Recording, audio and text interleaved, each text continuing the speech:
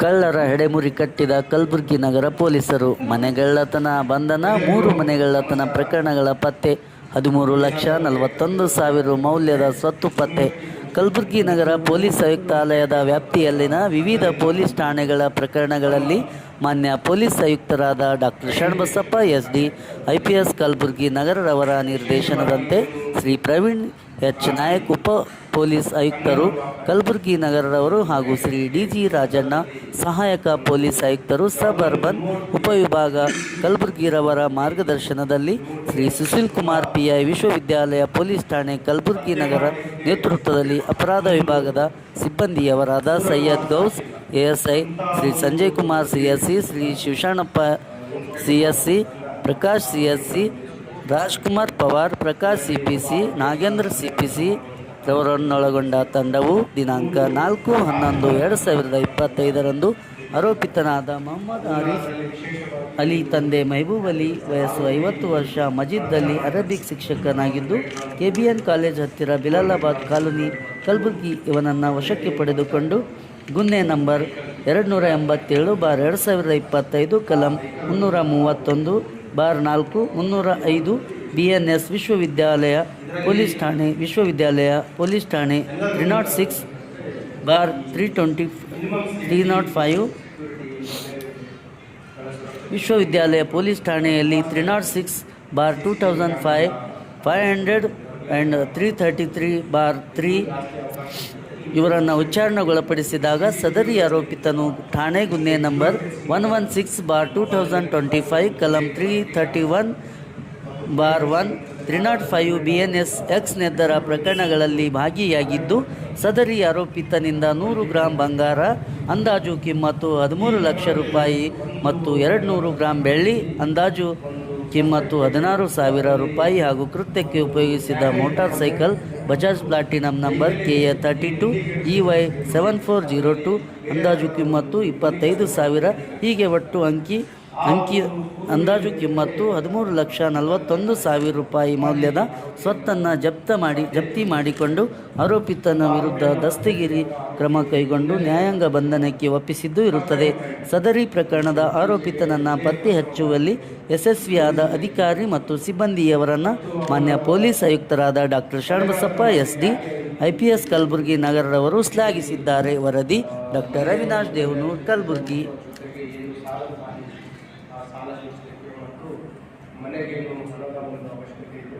ಆ ಒಂದು ಒತ್ತಡಕ್ಕೆ ಮಣಿದು ಇದಕ್ಕೆ ಕೈ ಹಾಕಿದ್ದಾರೆ. ಮತ್ತು ಇನ್ನೊಂದು ಮೋಡಸ್ ಆಪರೇಂಡ್ ಯಾವ ರೀತಿ ಮನೆಗಳನ್ನು ಐಡೆಂಟಿಫೈ ಮಾಡ್ತಾ ಇದ್ದಾರೆ ಅಂದರೆ ಬೆಳಗಿನ ಜಾವ ಡೇ ಟೈಮಲ್ಲಿ ಎಲ್ಲ ಕಡೆ ಹೋಗಿ ರೆಕ್ಕಿ ಮಾಡ್ತಾ ಇದ್ದಾರೆ.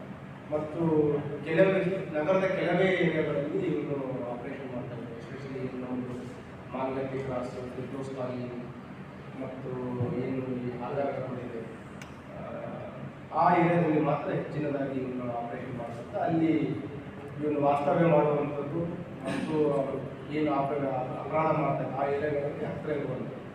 ಸೊ ಡೇ ಟೈಮಲ್ಲಿ ರೆಕ್ಕಿ ಮಾಡ್ತಾ ಇರ್ತಾರೆ. ಮತ್ತು ಬೆಳಗಿನ ಜಾವ ರಾತ್ರಿ ಅರ್ಲಿ ಮಾರ್ನಿಂಗ್ ಬೆಳಗಿನ ಜಾವ 3 to 4:30 ಆ ಟೈಮಲ್ಲಿ ಅಪರಾಧವನ್ನು ಮಾಡ್ತಾ ಇರ್ತಾರೆ. ಮತ್ತು ಬೆಳಗ್ಗೆ 4:35ಗೆ ಮತ್ತೆ ಅವರಿಗೆ ನಿರ್ದೇಶಿಸಲ್ಪಟ್ಟಿದ್ದು ಅದಕ್ಕೆ.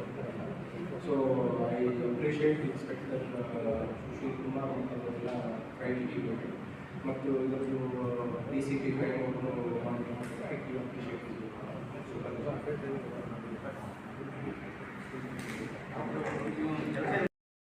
ಅವರು ಡೇಟಲ್ಲಿ ಕೆಲಸ ಮಾಡ್ತಾ ಇದ್ರು. ಅರೌಂಡ್ ಮಂತ್ಲಿ 1,000 rupees ಅಲ್ಲ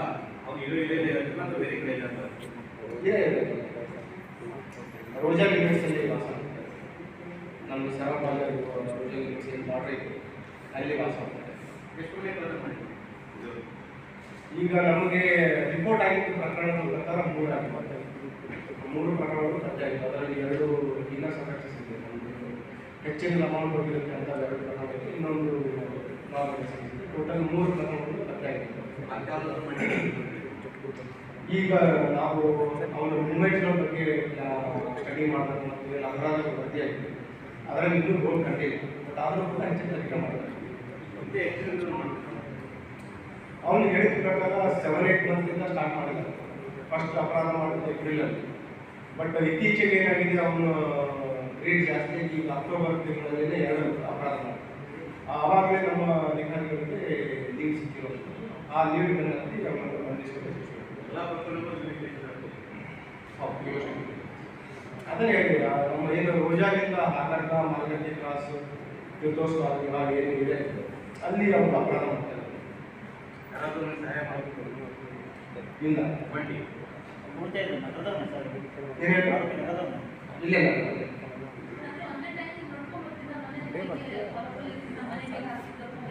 ಡೇ ಟೈಮಲ್ಲಿ ಅದು ಬಜಾಜ್ ಲಾಕ್ನ ಬೈಕ್ ಮೇಲೆ ಯಾವ ಮನೆ ಲಾಕ್ ಆಗಿದೆ ಅಂತ ರಿವ್ಯೂ ಮಾಡ್ತಾರೆ. ರಾತ್ರಿ ಹೋದಾಗ ಆ ಮನೆ ಲಾಕ್ ಇದೆಯಾ ಅಥವಾ ಓಪನ್ ಇದೆ ಅಂತ ಚೆಕ್ ಮಾಡಿ, ಕೆಲವು ಸಲ ಲಾಕ್ ಇದ್ದರೆ ಅಂತ ಮನೆ ಬ್ರೇಕ್ ಮಾಡಿ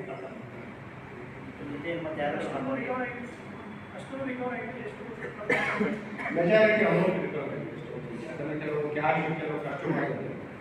ಈಗ ಒಂಥರ ಒಟ್ಟು 100 ಗ್ರಾಮ್ ಗೋಲ್ಡು 200 ಗ್ರಾಮ್ ಸಿಲ್ವರ್ ಮತ್ತು ಏನು ವೆಹಿಕಲ್ ಯೂಸ್ ಮಾಡಿದ್ದಾರೆ ಅದನ್ನು ಕೂಡ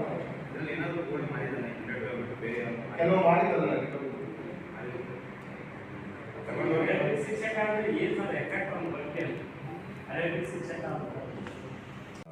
ಟೀಚರ್ಸ್ ಅಲ್ಲಿ ಸಿಗುವ ಸ್ಯಾಲರಿ ಕಡಿಮೆ ಇತ್ತು, ಬರೀ 12,000 ಸಿಗ್ತಾ ಇತ್ತು, ಸಾಕಾಗ್ತಾ ಇತ್ತು. ಸೊ ಏನು ಫ್ಯಾಮಿಲಿ ಫೈನಾನ್ಷಿಯಲ್ ಎಕ್ಸ್ಪೆಂಡಿಚರ್ ಇತ್ತು ಮತ್ತು ಸಾಲ ಇತ್ತು, ಹಾಗಾಗಿ ಅವರು ಮಕ್ಕಳಕ್ಕೆ ಇಲ್ಲಿವರೆಗೆ ತನಿಖೆ ಪ್ರಕಾರ ಸಿಂಗಲ್ ಶಿಕ್ಷಕ ಧರ್ಮ ಬೋಧನೆ ಮಾಡ್ತಿದ್ದ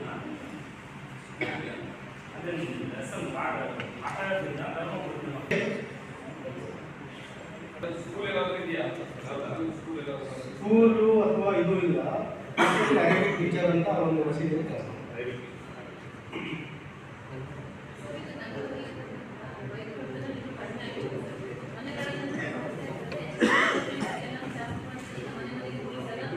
ಅದು ಏನು ತಾವೀಗ ಹೇಳ್ತಾ ಇದ್ದೀನಿ ಕಂಟ್ರೋಲಿಗೆ ಬರ್ತಾ ಇಲ್ಲ ಅಂತಂದರೆ ಈಗ ಎಕ್ಸಾಮರಿಗೆ ಕ್ವಶನ್ ಆಗುತ್ತೆ.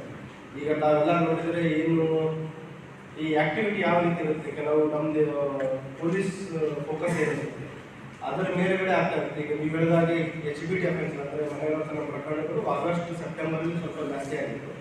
ಈಗ ಅಕ್ಟೋಬರ್ ನವೆಂಬರ್ ಈ present it is under control ಅಂತಂದರೆ ಯಾವ ಇನ್ಶೂರ್ಡ್ ಏನು ನಮ್ಮದು ಪೊಲೀಸ್ ಪ್ರೆಸೆನ್ಸ್ ಇದೆ, ನೈಟ್ ಪೆಟ್ರೋಲಿಂಗ್ ಇದೆ, it is more visible. So ಹಾಗಾಗಿ ಕಡಿಮೆ ಇದೆ. ಒಂದು ಪ್ರಿವೆಂಟಿವ್ ಮತ್ತು ಡಿಟೆಕ್ಷನ್ ಎರಡಕ್ಕೂ ಒತ್ತು ಕೊಡ್ತಾ ಇದ್ದೀವಿ. ಈಗ ಅದನ್ನು ಹೇಳಿದೆ, ರೀಸೆಂಟಾಗಿ ಆಗಿದ್ದೇನು ಅಪರಾಧ ಆಗಿತ್ತು, ಈಗ ಯೂನಿವರ್ಸಿಟಿ ಅವರು ಪತ್ತೆ ಮಾಡಿದ್ದಾರೆ. ಅದೇ ರೀತಿ ಕೆಲವು ಬೇರೆ ಟೀಮ್ಸ್ಗಳು ಕೂಡ ಡಿಟೆಕ್ಷನ್ ವರ್ಕ್ ಮೇಲೆ ಫೋಕಸ್ ಮಾಡ್ತಾ ಇದ್ದಾರೆ. ಇನ್ನೊಂದು ಏನೋ ವಿನಂತಿ ಅಂತಂದರೆ ತಾವೆಲ್ಲರ ಮುಖಾಂತರ ಮಿನಿಮಮ್ ಪ್ರಿಕಾಷನ್ಸ್ ಸಾರ್ವಜನಿಕರು ತೆಗೆದುಕೊಳ್ಬೇಕು. ಈಗ ನಾವು ಪದೇ ಹೇಳ್ತೇವೆ CCTV ಕ್ಯಾಮ್ರಾ ಹಾಕೋಬೇಕು. ಈಗ ಯೂಶಲಿ ಡಿಟೆಕ್ಷನ್ ಪರ್ಸೆಂಟೇಜ್ ಇರೋದು ಅರೌಂಡ್ 50% ಇರುತ್ತೆ. ಈಗ ಅರೌಂಡ್ 100 ಅಪರಾಧ ಆದರೆ police detection use around 50 to 60%. ಅದು ಯಾವ ರೀತಿ ಆಗುತ್ತೆ ಅಂದರೆ ನಮಗೆ ಚಾನ್ಸ್ ಸೈಂಟಿಫಿಕ್ ಎವಿಡೆನ್ಸ್ ಬೇಕಾಗುತ್ತೆ ಮತ್ತು CCTV ಇರುವಂಥ ನ್ಯೂಸ್ಗಳು, ಡಾಗ್ ಸ್ಪಾಟ್ ಕೊಡುವಂಥ ನ್ಯೂಸ್ಗಳು, ಇವು ಸೈಂಟಿಫಿಕ್ ಎವಿಡೆನ್ಸ್ ಮೇಲೆ ನಮ್ಮ ಪತ್ರಿಕಾರಿ ಅವಲಂಬಿತವಾಗಿದೆ. ಅದರ ಜೊತೆಗೆ ಮೊದಲಿನ ಥರ ಏನು ಕನ್ವೆನ್ಷನ್ ಇತ್ತು, ಸಸ್ಪೆಕ್ಟ್ಸ್ಗಳಿಗೆ ಕರ್ಕೊಂಡು ಬರುವಂಥದ್ದು, ಅವರಿಗೆ ಬಾಯಿ ಮುಗಿಸ್ಕೊಡ್ತೀವಿ ಅಂಥದ್ದು ಈಗೆಲ್ಲ ಕಡೆ ತಮ್ಮ ಗೊತ್ತಿದೆ. ಪೊಲೀಸ್ ಅಕೌಂಟಬಿಲಿಟಿ ಪ್ರತಿ ಸ್ಟೇಷನ್ಗಳಲ್ಲಿಯೂ ಈಗ CCTV ಕ್ಯಾಮ್ರಾ ಇದೆ. ಲ್ಯಾಪ್ಟಾಪಲ್ಲಿ ಯಾರಿದ್ದಾರೆ ಅನ್ನೋದು ಗೊತ್ತಾಗುತ್ತೆ. ಹೇಳಿ ಅವಾಗ ಹೇಳಿದೆ ನಾನು, ಇವನೇನು ಕತ್ತೆಗೆ ಬಳಸ್ತಾ ಇದ್ದ ಅಪರಾಧ ಮಾಡಲಿಕ್ಕೆ ಮತ್ತು ರೆಕ್ಕಿ ಮಾಡಲಿಕ್ಕೆ ಒಂದು ಬಜಾಜ್ ಪ್ಲಾಟಿನಮ್ ಅಂತ ಬೈಕ್ ಇದೆ. CCTV ಕ್ಯಾಮ್ರಾ ಒಂದರಲ್ಲಿ ಸಿಕ್ಕಿರೋದು, ಅದ್ರ ಮೇಲೆ ಇವನು ಕ್ವಶನ್ ಮಾಡಿ ಅವನ ಮೂವ್ಮೆಂಟ್ ಎಲ್ಲೆಲ್ಲಾಗಿದೆ ಮತ್ತು ಅವನು ಯಾವ ಏರಿಯಾದಲ್ಲಿ ಅಪರಾಧ ಮಾಡಿದ್ರು ಅಂತ ತೋರಿಸಿ ಎಲ್ಲ ಇನ್ವೆಸ್ಟಿಗೇಷನ್ ಮಾಡಿದ್ರೆ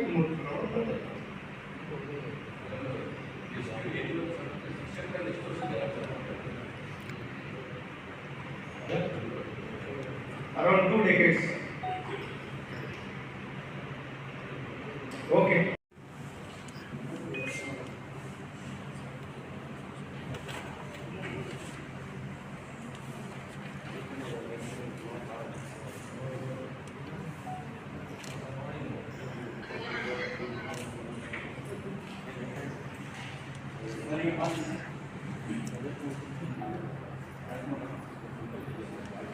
ಸಂಜೀವ್ ಕುಮಾರ್